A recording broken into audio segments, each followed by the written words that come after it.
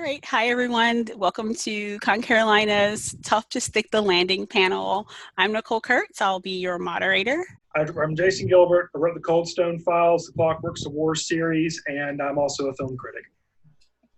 I'm Rebecca Hamrick. I write under R.M. Hamrick, and I've written the Adelan Adventures and the Chasing Trilogy. I'm Jordan L. Hawk, and I've written a lot of stuff, but I'm probably best known for my Wyborn and Griffin series. All right, excellent. So we're just going to go ahead and get right to it. This panel is about sticking the landing. How do series and how do you close out a series gracefully in some instances, such as, we have a lot of major properties that have ended recently. The Avengers story arc has ended. Star Wars has finally, quote, ended. And so how do you land?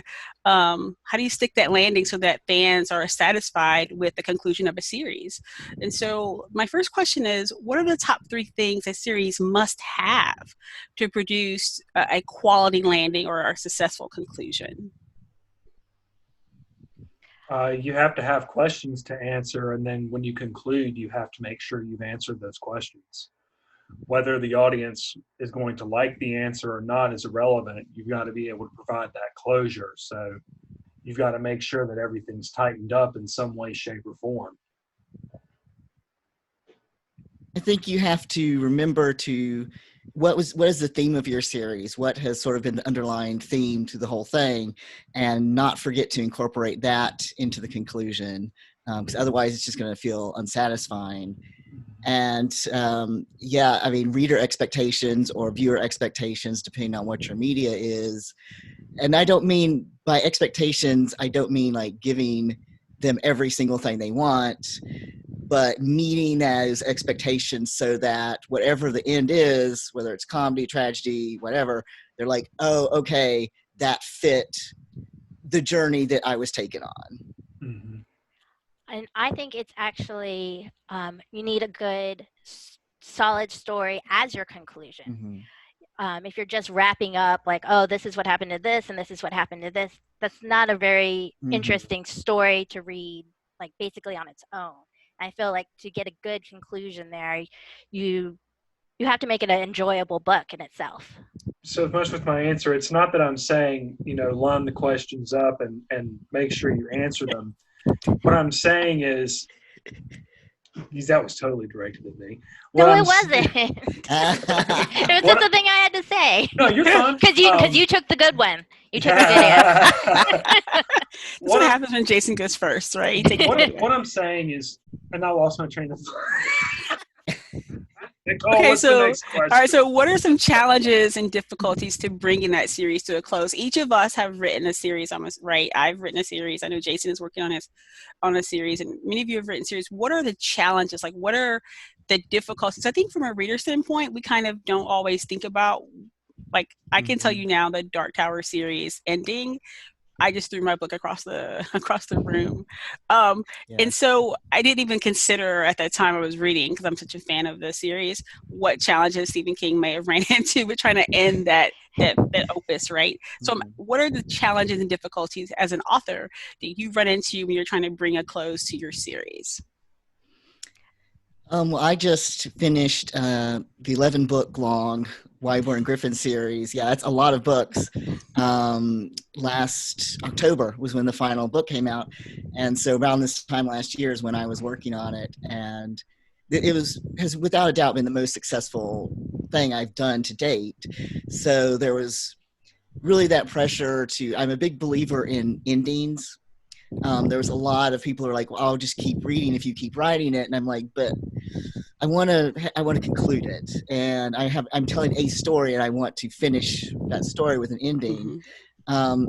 So there was a lot of pressure to like, okay, get this right. Because I think we've all read series where like the last book or the last, 20 minutes of the video game or the last film in a franchise, just totally, you're like, why did I just waste, 100 hours playing this video game and now I'm angry at it, even if you loved it up to that point. So I really, the big pressure was to make sure this was something that people would want to reread as soon as they got to the end, which is a big, it's like, okay, now how do you do that?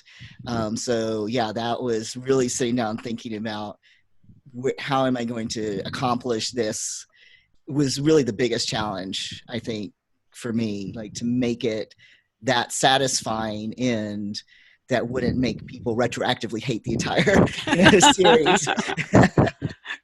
All right, so the biggest challenge for you was trying to make sure that the ending was satisfying for your readers. Right? Yeah, that I brought everything to a logical conclusion, that I didn't answer like every single tiny question, but it wasn't necessary to do that. It wasn't necessary.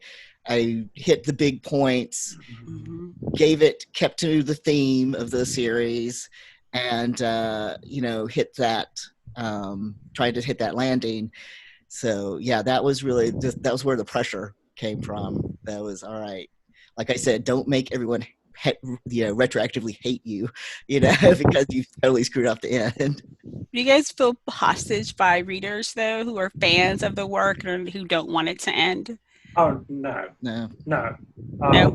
It's going to go the way it's going to go. Now, if they want to continue to give me money, I can see what I can do. But buy the next book. Yeah, but ultimately, I've got it laid out where it's going to go. Now, I mean, Clockworks of War, I knew how that was going to end when I wrote the first page of book one. Coldstone Files is still going on, so I knew how it was going to end season one, but I couldn't tell you where Coldstone's going to go, because that's more of a Criminal Minds NCIS-esque thing. That's a mystery series, right? Yeah, there's always something that can happen. I mean, but if a fan wants to come to me and says, I can't believe you ended Clockworks of War, I love it so much, write another one, I'm going to be like, no, I'm done with that series. Like, maybe I'll revisit that world one day when, like, I don't know, I've given up on life. But there's too many stories. There's so many stories, right? Yeah. With Sherlock Holmes, he came back from the dead because they wanted more Sherlock Holmes. But as for reader expectations, Chasing a Cure was my first book, and it was a standalone novel, and I had it out and published, and my dad goes, "Oh, I've been telling everyone there's a sequel, that you're writing a sequel." I was like, "You're doing what? What now?" Surprise! Surprise! Thanks, Dad. When's it coming out, Dad? When are you going to have it ready? Yeah. You got an outline for me? But I do love that I was not thinking about a trilogy when I wrote that, because it has a satisfying ending if you want to stop there. And it also kind of shows you that I can end a book, because sometimes when I'm reading series, I start to worry if they do know how to end it, or if they're just going to keep writing because they don't have an ending. So once I came up with the plot of the second and the third, like, then I knew, like, I had a complete map. But yeah, reader expectation kind of inspired me there. Right. So, like many authors, like I mentioned King earlier, because he went back and wrote Wind in the Keyhole after he wrote the Dark Tower book 7 and closed out the series. He wrote another story in that world. And Rowling, of course, has revisited the Harry Potter universe with her whole Magical Beast series. And now Suzanne Collins has released a prequel to the Hunger Games, right? And so there's been a return to properties in series long after the closing of a story arc. Why do you think authors do that? We kind of touched on it a little bit about, for them, it might be, right, money or fans' response or reader response. But what other reasons do you think an author might have for revisiting? Like Jason said, there's no way in the world he's ever going to go back to revisiting that world, right? But some authors do. Why we're speculating completely, or why would you think you would or might revisit a series that you've closed out? I mean, if you feel like you've got unfinished business, like, I'm not going to sit here and say I hate the Clockworks of War. I love that world. I had a great time writing it. I love the characters. I hated ending it. But at the same time, I've got a whole lot more on my plate that I want to write. So I'm not at all, I feel like I closed it out just fine. And it had, it's good. So I don't feel the need to go back to it. It depends on how you finish the book you just wrote it. I mean, if you feel like you need to go back to it at some point, or you want to go back to it at some point, you might consciously or unconsciously leave an open for yourself at the end of the last book in the series you just wrote, so you can jump back in later on. But from the standpoint of, frankly, authors that make a whole hell of a lot more money than any of the people on this panel, it's totally a cash grab. Now, if there is an artistic side where they do feel like they need to go back because they enjoyed it and they've left unfinished business, I'll give that to you. But I promise you that a monster paycheck is the thing that pushed him over the edge. It's a big motivator, right? Money. Yeah. Wells Fargo is a big motivator. I'm actually. Go ahead, Rebecca. I was just going to say that I have actually gone back to write a short prequel, just a little novella, to be able to market the whole series. Because I had full-length novels, and I really wanted to let you have a sample of my writing and let you see what the series was about without giving you the entire first book. That's smart. So the prequel kind of gave me, so it was like after the fact, but it kind of gave me something to present to people as an offering first. Okay. Yeah, and I'm actually returning to let me back it up. A lot of times, there's series I would never go back to, but a lot of times I create universes instead of just like one story. So I'm actually right now going back and writing a second story series set in the Wittershins universe, which was the setting for Wyborn and Griffin. But it's completely separate. It takes place 8 years later. None of the four main characters from the first series are in it. It has its own storyline, its own different little part of this universe that it's taking place in. You don't have to have read the first one first series to get into this series. And in theory you could. It's hard not to spoil what happened in the first series if you don't want to jump back, because clearly the world did not end. But that I'm trying to keep it separate so that you could read them as their own thing. And there is a few crossover secondary characters, but you don't need to know who they were. It'll give you a little extra, like, I love this character in this other series, and he's getting a little bit more screen time now. But it's not dependent. And same thing with my Hex World series. Right now, the Witch Police series is in 1890s New York. I've been thinking about doing a 1920s version in Chicago during the Prohibition. Yeah. So something like that. So I think you can go back to the universe itself without tying, as long as you're not trying to tie them too closely into each other, which I think is the temptation, shall we say, that a lot of writers and filmmakers, other people get into, is like, we've got to bring this thing back from the first series because that's what, or the second series, whatever, because that's what people really like and they want to see it, instead of just sort of letting it be its own thing. And that kind of leads into my next question. And if we do go back and revisit those properties, how do we keep them fresh? And I believe that Jordan, you hit it right on the head, right? If you look at Blade Runner 2049, this incredible need to include Deckard back into that film was, I thought, I thought it could have been a lot more. They could have done so much more with that universe, right? But they went back for that because that was a fan favorite versus something like Picard, which is, I guess, again, another revisiting of Star Trek: The Next Generation, but very different. It's not about him being in Starfleet. It's a very different take on you still see those same characters in very small roles. It's just a very different animal, and it was a very refreshing look at Star Trek's universe, which is massive. And once you think, oh my God, they can't possibly do more with Star Trek, they still find ways to make it refreshing and very different. And I think part of the allure for all writers, especially me, is it takes so much work to build a world.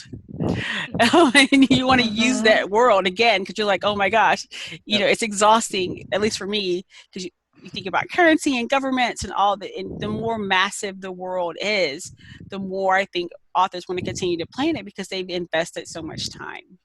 I started out building a world for just a very quick sketch of a world for a 5,000 word short story that is now a 40,000 word novella in a series. So because it was so much work. So what are some other ways, what are some other ways, either your stories or things that you're fans of, keep something fresh when they go back and revisit those worlds? And I've already talked about Star Trek because I'm a nerd and that's my favorite, but feel free to expound on your fandom and how they keep it fresh. No, go ahead. Well, I'm another nerd here, so I immediately thought about Stargate. Universe. Multiple series. Some of them have been more successful than others, but they're like, wow, we made such an expansive universe and this mode of transportation. Like, we can do a lot more with this. And they did keep it fresh by moving locations and changing out, the personnel, which it became like a game, right? What if Stargate was underwater? What if Stargate was in the mountains? What if Stargate was here, right? What if Stargate's in the desert? Like, it's just, it became like this very fun look at how the Stargate would work and how the people work together in all these different settings. So that was really a refreshing way to reboot that. But at the same time, you got to be so careful because it's really telling when you're revisiting that universe, because it's so large and there's so much to do. And when you're revisiting the universe for sheer fan service and a cash grab, Tron Legacy, I'm looking at you. So, I mean, like, the original Tron was very okay. And I watched it as a kid and, kind of enjoyed it. If I was going to sit down and watch a mad sci-fi movie, it would be Tron. I don't know. And Legacy just came out of nowhere. And I think that the Star Trek series, I think that if they'd have done a straight return to the Next Generation, right? Like if it had just popped back up, back on the Enterprise with the crew, except they're all old, really old now. So it'd be the older generation, not the next one, right? Yeah, the elderly generation or something. Previous Star Trek, the boomer generation. Then I think that would have. I think it would have killed it. Honestly, I don't think it would have gotten past the first season. Versus we get Picard, which, I mean, unless I just wasn't paying attention, came out of nowhere, and it's like, wait a minute, now we're seeing. Okay, so we're seeing that the Next Generation ended, and we're seeing what Picard did later on, and it's, I mean, from what I've seen, and I haven't seen a whole lot of it at all, because I enjoy Star Trek. I'm not a major fan, but I'm one of those, I'll watch it if it's on. I've watched it. Yeah, and it's like you're not even in space. You are. From what I've seen. Yeah, you get there. You get there. Right. Yeah. So I think if we'd have just plucked up, we're suddenly on the newest season of Next Generation, but now everybody's a graybeard. Even Deanna Troi, she got a graybeard. I think that I don't think it would have done well because agree. you're just blatantly servicing the fans now, so they'll come and give you money. I agree. Jordan, did you have one that you wanted to pop in? Yeah, I think a video game franchise that's done that very well are the Dragon Age games. Mm-hmm. I don't know if anyone here has played those, but in the trilogy so far, like each one has really been its own setting, its own thing. Yeah. So instead of, in the first one, you're fighting the Blight, and there's this organization called the Wardens. Instead of following along with them or contriving a second Blight or something, it just goes off and follows this other, group of people. Mm-hmm. And then the third one, there's ties in between, and there's an overall kind of a story, the history of this world that's being told, but each one has its own piece as it moves along. So even though they did give into the temptation of some reoccurring characters, I don't necessarily think they had to be reoccurring characters. Especially because you could have killed them in your game and now suddenly they're alive and you're like, oh, the beauty of the resurrection. I feel that way about the Resident Evil series. I played through the end of 4, and I mean I was a big fan of the series. And then I've got 5 on my computer, and I've tried to play through it a few times, and I'm like, I can't get into the story anymore. It seems like it's overstayed its welcome for me. Right. And then the remake of Part 2 came out, which I love. I think they did an awesome job on it. But that was one of the games where they told the story right. Mm-hmm. And there was a lot more in that game they could play with. So, and then Silent Hill, I'm just a major fan of that whole franchise. Oh, yeah. But at the same time, once Team Silent left, and we've got 4, which I'm one of the freaks that I like 4, but then you get to Homecoming and Downpour, and they're enjoyable, but at the same time, you kind of see a cash grab going on there. And it's almost like they didn't know what to do with the series anymore. Next, right. Yeah, they sort of run out of their original ideas. And yeah.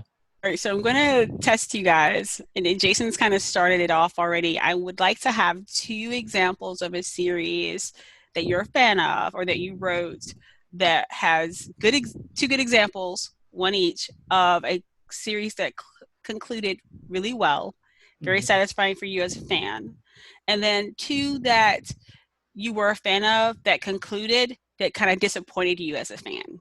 And it could be comics, it could be games, it could be your own work. You're like, I really tried, but I feel kind of disappointed because I didn't get to do X, Y, Z in my series. So it could be whatever, but I'm limiting you to 2 each. 2 good examples, 2 disappointing examples of series. And what I'd like for you to kind of expound a little bit, because I want our viewers to be able to look at that and kind of just for themselves and say, okay, I can understand why that might be disappointing, because we're looking to help writers to understand how to write satisfying conclusions for a series and things to be thinking about as they start a series in terms of concluding it.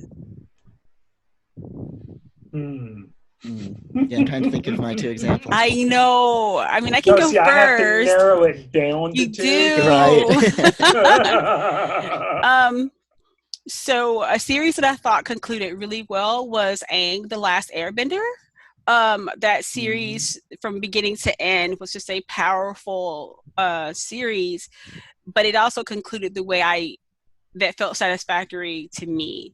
And it says it actually was satisfactory for Aang, the protagonist, to be able to not kill Ozai, right? Which was something that was a pain point through most of the series. But it was true to his character, right? And it satisfied the goal, which is to eliminate the Fire Nation's rule and controlling nature and dominance over their kingdom. It showed Aang's growth and him coming to his own as the Avatar.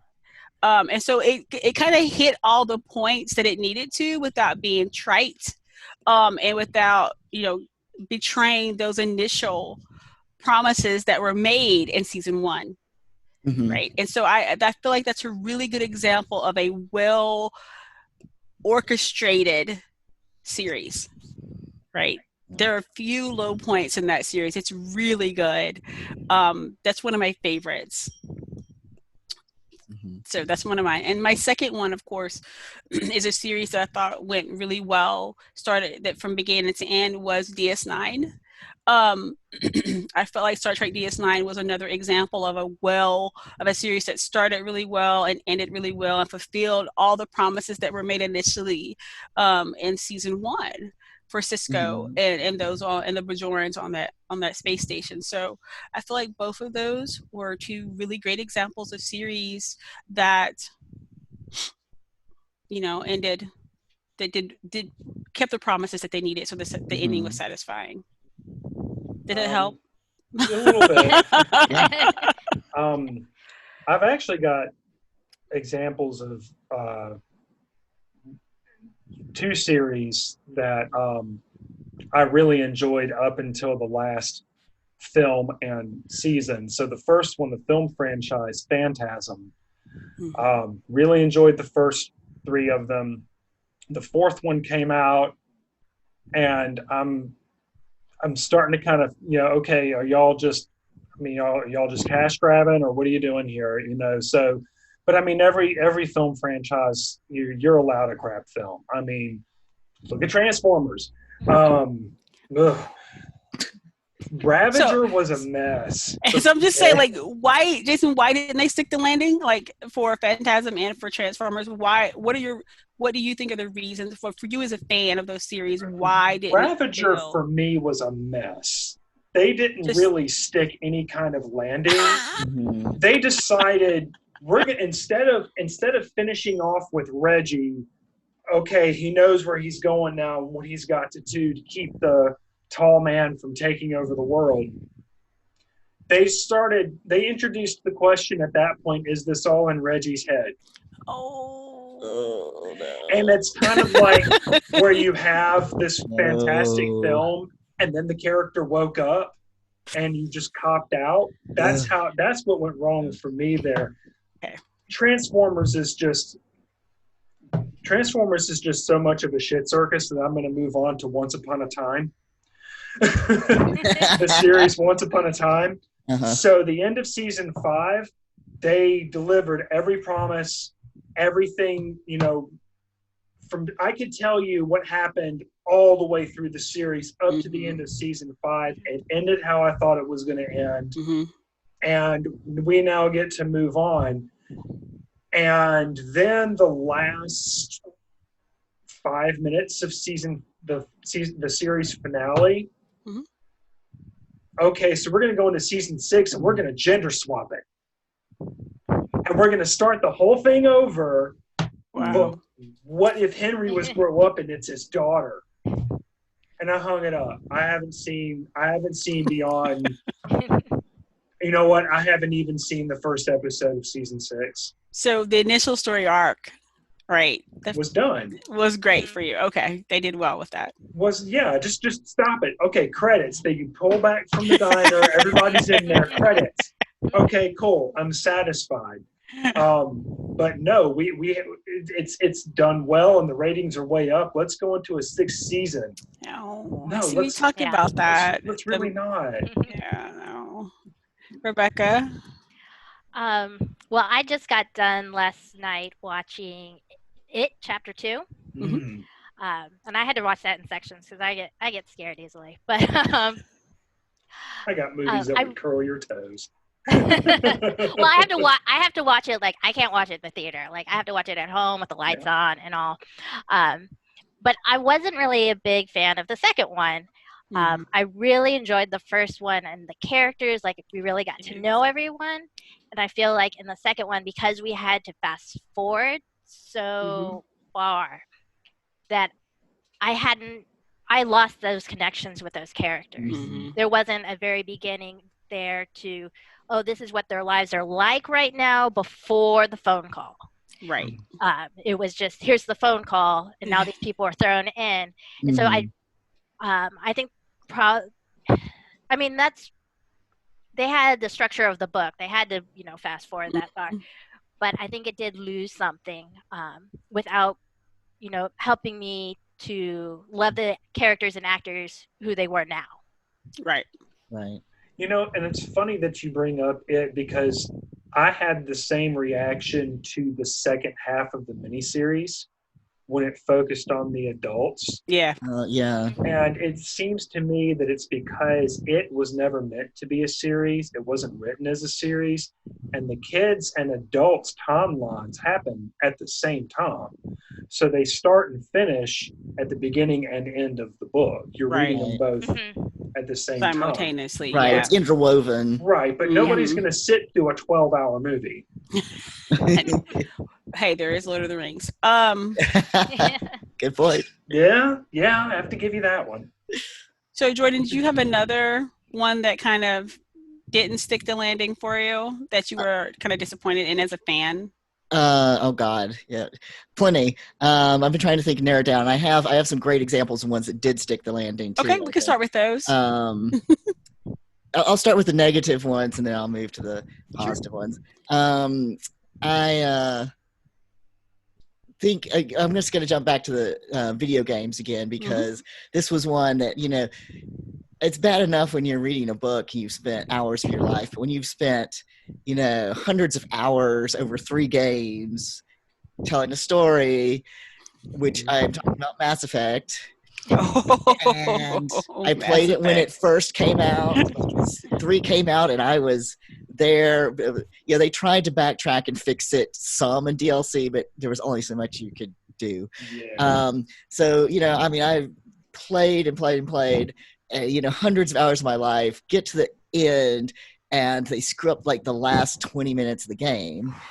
And the big problem, there were so many ways they could have ended it and made it satisfying. And so as an author, as a writer track, here's some suggestions. Don't introduce a completely new concept at the very end of your game because you want to surprise the audience.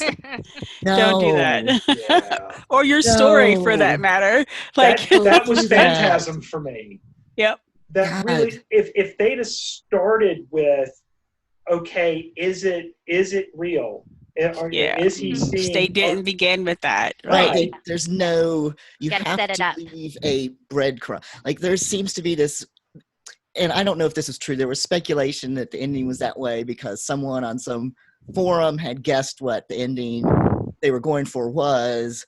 And they were like, "Oh, we're not surprised." But the thing, right, Rebecca, I think that would have been a good thing. I'm like, why is that a negative all the time? Oh exactly. My gosh. Your fans, at least a portion of them, should be picking up on these clues that you were leaving for them and have some idea of what's going on. Right. So if you just come complete, and I've read a lot of thrillers that did the same mistake actually, where you're like, it's not so much that, oh, okay, now it makes sense. I didn't see that coming. It's more like, this is completely out of left field. No connection with anything. So, yeah. So, like I said, in Mass Effect, they tried to kind of make it better in some DLC to kind of like, oh, well, here's some backstory so this won't be totally. It's kind of too late. You've already earned.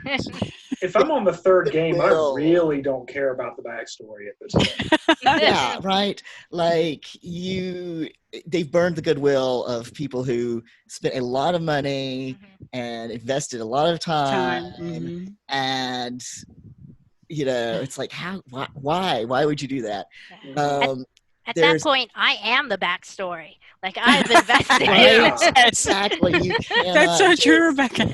Yes, that's exactly right.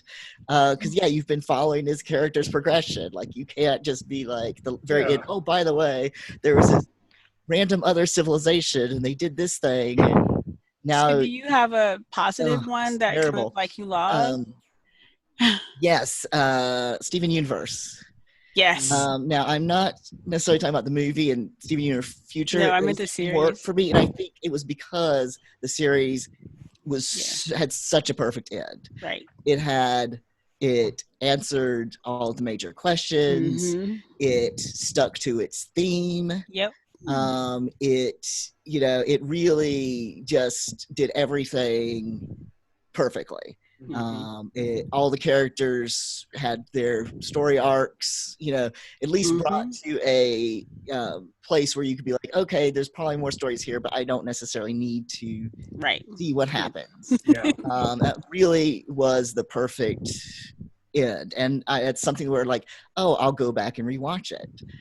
Here we're sitting around in quarantine looking for something positive. I'm like, oh, I'm going to go rewatch Steven Universe, or at least watch my favorite episodes. I think another some example of something that went on too long is Supernatural. The first five seasons are a masterclass in how to know what your theme is and how it's different from what your story is about. And the theme of it is family, and it always, every single thing, they stick through it. If they had ended at the end of season 5, that really would have been, and it has its problems for sure, but it would have been a really satisfying ending. So going on too long seems to be a common theme here. It's cropping up. And it goes to a point where, now you're here for a cash grab. Like NCIS. Hey. No, I'm going to say, Melissa and my wife and I stuck with that series. God, we stuck up to it up until the season where Ziva left, and we went, I think, 2 seasons after that. We really liked it. I did too. And then we just, okay, we're watching literally the same episode over and over and over again. But it was a new episode every time. So it was like they found their formula, which is fine. That's what you do in mystery, and they stuck with it. But then it just got to a point, literally every episode, all Abby has to do is stick all the evidence in the mass spectrometer. Still don't know what the hell that thing does. And poof, it's solved, and they know who the bad guy is. And so we ended up dropping off. And then True Blood, after season 3, we're like, this has really overstayed its welcome now. Yeah, True Blood was like another one that kind of crashed and burned. It could have ended at the end of season 2, and then season 3 was well enough for me just to give me an extra, throwaway season. It's fun, it's not bad, but I don't really need it kind of thing. But then at the end of season, I think 4 or 5, when they introduced Billith, we literally turned the TV off and said, done. Done. Hey, Rebecca, I think I cut you off. Did you have another positive one and negative one? I don't think I gave you enough opportunity to speak there. No. I would go with Harry Potter as one that's pretty good. And that's because when I either the movies or the books, when I start to rewatch it, I have to finish.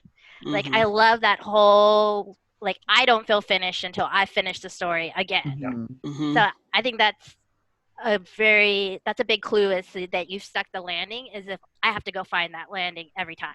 And you can't just start, I really liked book 4, I'll just read it. No, you have to start from the first one. You have to. So we're approaching time, but I would like for each of us, what advice can you provide to writers who are looking to write a series regarding how to reach a satisfying conclusion for their series? If they're starting a series now or they're in the middle of their series, what advice can you give them to make sure they stick their landing? I would say, go ahead, Rebecca. I feel like you guys aren't trying to go first. You're actually trying to go last. No, I said ladies first, because I've gone first like most of the questions. So. Well, I think that just a little bit of planning, even if you don't exactly know, like you've got your characters in a spaceship, even though you don't exactly know where they're going, if you have a theme, something that you really want to bring across over the entire series, if people can find that in the very beginning, in the first book, and have that be captivating enough to go on and want to see the end of that conclusion of that, I think that's a surefire way to stick a landing. Great. Yeah. I think a big part of it is what you were saying, like knowing what your theme is, and I think understanding what is resonating with your readers, Mm-hmm. and knowing it's okay not to answer every question. And also knowing, again, that don't prioritize that, oh, I'm going to shock everybody with this end thing and not have anything leading up to this random end, because then people will just be angry with you. Yes. So just, I've also seen authors make the mistake of returning to a property for some reason where there's a big gap between, like in a trilogy where there's like 2 books, and then like 10 years later there's the third one finally comes out, and it's just totally different in tone and in everything, and it's almost 100% of the time very unsatisfying. Right. So just kind of don't throw everything out the window. Stick with what you're doing, and what your readers know, what their expectations are, and how to either subvert those, but in such a way that they will be satisfied at the end. You need to make a decision on what you want to do with the series. Is it going to be a 3-book series? Yeah. Is it going to be a series that you want to leave open because more things can happen? And then at that same note, if it is going to be a series that you plan to stay in for a while, and you know that at some point you need to end it, and it gets to that point, plan 2 or 3 books out. Because if you're going to start an ending, you need to start that story arc about 2 or 3 books out. Not start it at the beginning of the last book in the series. Yes. Because that's a good way to jade your readers. And if you're doing that because you're starting a new series and you want to put all your focus on that new series, you've just jaded all of your fans. They're not going to want to risk their time and money on your new series, because they're going to be afraid that you're going to just screw them over again at the end of that one. Right. So I for my Sybil Lewis, I would advise you to know your genre. My Sybil Lewis series are all science fiction mysteries. And so with every book in the series, that mystery is concluded at the end of that book. Because it's a mystery novel. I know that. It's just in a science fiction setting. And the genre doesn't allow for mysteries to go on for multiple books. There's an overarching mystery maybe for some, but each individual book, there's a resolution for the case that she's working on. Even if that resolution is, we're still working on, we've got half of it resolved, but the next piece isn't. Just know your genre. And that's really important too. Because some books are not, some stories aren't series material. They're just not. Yeah. And you have to know that. You have to know that enough about your story to know whether it will make a 3-book series or not. And that's really important. I also think, like in series like Laurel K. Hamilton's Anita Blake series, like that series has gone on for a very long time, but it has lost some fans and gained some fans based on what she's done with her protagonists. And I think it's really important to understand your impact, or the impact your story has on readers. And I think someone else, was that Jordan who mentioned that, and Rebecca who mentioned that too, and Jason also, you don't want to jade your readers. You need to know what people are expecting. Because if you look at Shirley Lee Kenyon's Dark Hunter series, really long series, people still love it because she knows what she's doing with that group. Yeah. Right. Same thing with from that group. Same thing with Jim Butcher's Dresden series. Yes, another series that continues to go on and do well. Right. Even Faith Hunter's series still goes on, does really well. Well, because she knows what readers expect from Jane Yellow Rock. But Faith also knows how it's going to end. Yes, she does. She has. It was going to only be, I think, like 8 or 10 books. It wasn't going to be as long as it's been, right? I do know that. And her agent said, this is doing really well. Can you make it longer? And Faith said, yeah, if I do this, I can get this many more books out of it. And she said, go for it. So that's back to that planning piece that we mentioned earlier. She's had the end of that series planned since Skinwalker. Yeah. So that goes back to, if you're going to have a definite end of the series, you need to know that going in. Yep. If you're not going to know the definite end of that series, then that's fine. But be ready when you feel like you need to end it, that you've still got about 2 or 3 more books you need to write before you can end it. Otherwise, you're going to have the Jeepers Creepers effect. Fun movie, lots of, great for laughs, plenty of scares. The last 30 minutes of the movie killed the entire franchise. film. Yeah. So yeah, the franchise. I haven't Right. seen the other ones. No interest. And I know we've been tiptoeing around Star Wars all day today about how not to stick a landing. But I haven't seen The Last Jedi yet, so I can't have an opinion on that. Right, Rebecca, you haven't either? I haven't either. But I think just because they've already lost me. Yeah. That's why I heard so many bad things about how they failed to stick the landing. I was like, they didn't stick the save landing. My money. I literally, I haven't. I actually saw it 3 times, so yeah, I can tell you they didn't stick the landing either time. See, I can't make myself go by that, because the only reason I didn't see it in the theaters was because I can't afford that. So I saw I'm sorry, I have seen The Last Jedi. I have not seen The Rise of Skywalker.